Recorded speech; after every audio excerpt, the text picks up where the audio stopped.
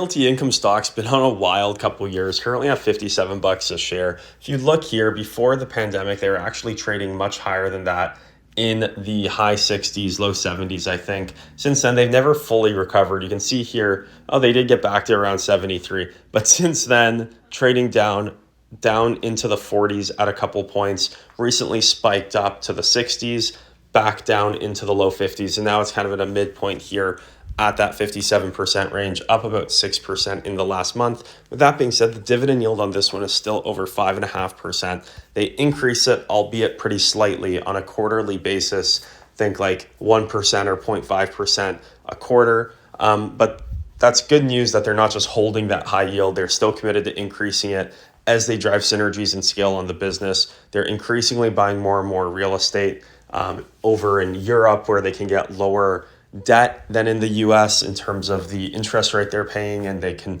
try to maximize spreads and return on investments based off of that, as well as just the benefit of being more broadly diversified. And they continue to expand into new types of properties. They bought a couple casino properties. I think they bought 20% of the Bellagio and stuff like that. So interesting to see them kind of diversify both geographically, but then also in asset type.